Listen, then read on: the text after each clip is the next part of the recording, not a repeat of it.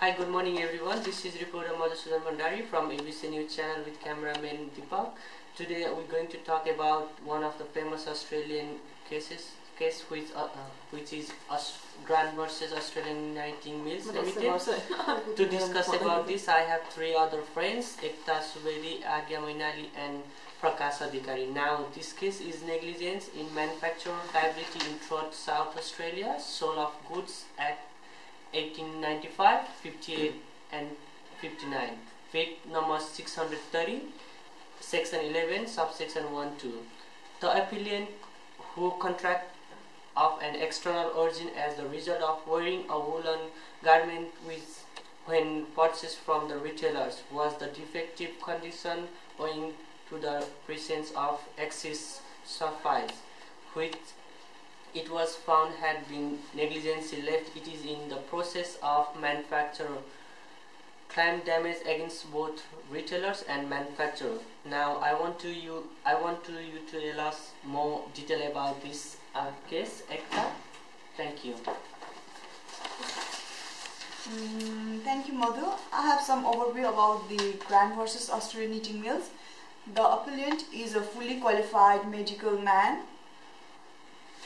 practicing at Adelaide in South Australia. He brought his action against the respondents claiming damages on the ground that he had contracted dermatitis by reason of the improper condition of underwear purchased by him from the respondents John Martin and Co Limited and manufactured by the respondents the Australian Knitting Mills Limited.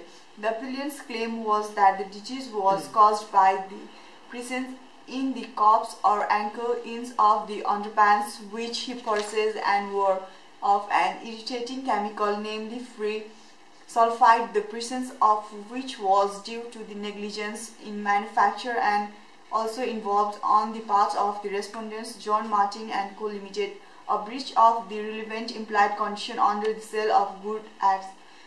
So far as concerns the retailers, Mr. Greene considered that if it were held that the garments contained improper chemical and caused by disease, the retailers were liable for breach of implied warranty or rather condition under Section 14 of the South Australia Sales of Goods Act 1895, which is identical with Section 14 of the English Sales of Goods Act 1893. The section is in the following terms. Thank you, Madhu.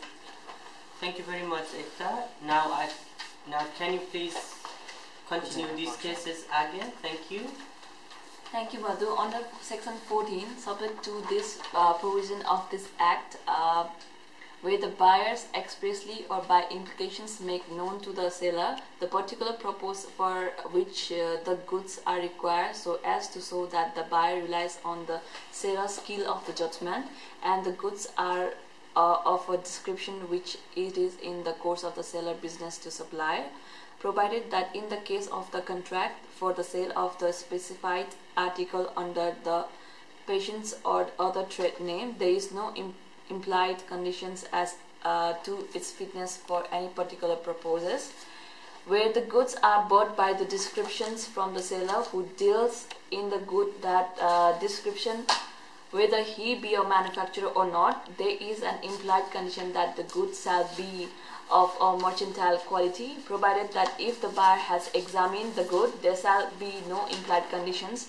as regarded defects which such as examinations out to have revealed, and implied warranty or conditions as to the quality or fitness for a particular purposes may be annexed by users of the trade. An express warranty or the conditions does not negative warranty or conditions implied by the Act.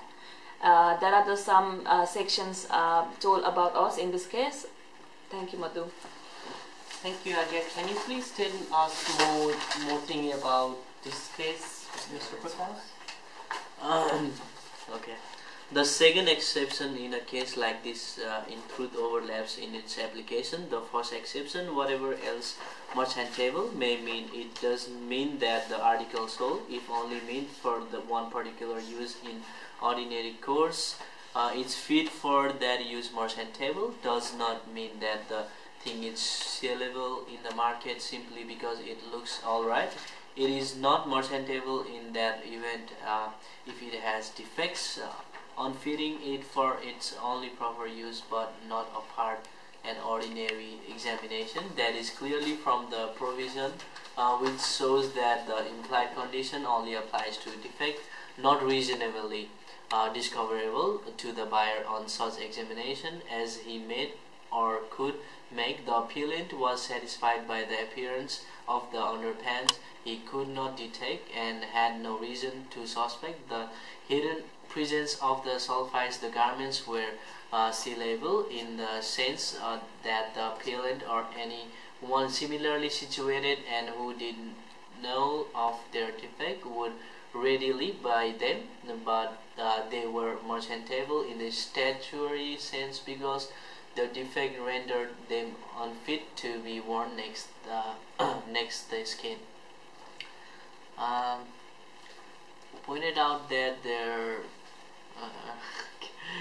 description, even though the buyer is buying something displayed before him on the counter, a thing is sold by description, though it's specific so long as it is sold not merely as the specific thing but as thing corresponding to a description. Example, woolen undergarments,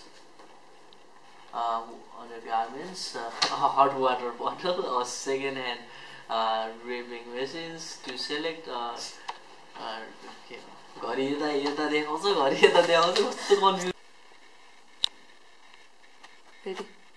examination. That is clear from the provision which shows that the implied condition only applies to defects or not reasonably discoverable to the buyer on such examination as he made or could make. The appellant was satisfied by the appearance of the underpants he could not detect and had no reason to suspect the hidden presence of the suppliers.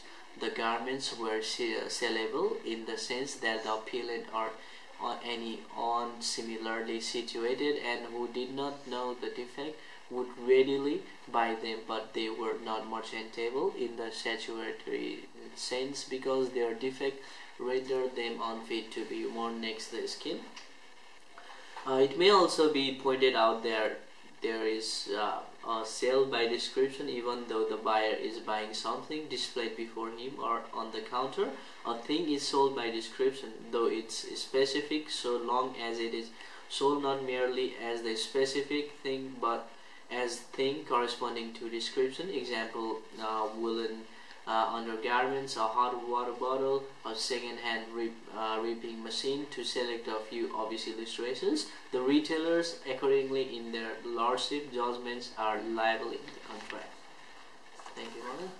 Thanks, Prakash. It was not possible for the seller to select defected in examination, and the manufacturer are out to have had the ultimate consumer in mind at the time of the law. In the negligence was clearly established in Australia. This was the cases between Grant versus Australian Knitting Mills Limited. Thank you for being with us today and watching this video. We will be back soon with new topics. Have a good day. Thank you. G'day.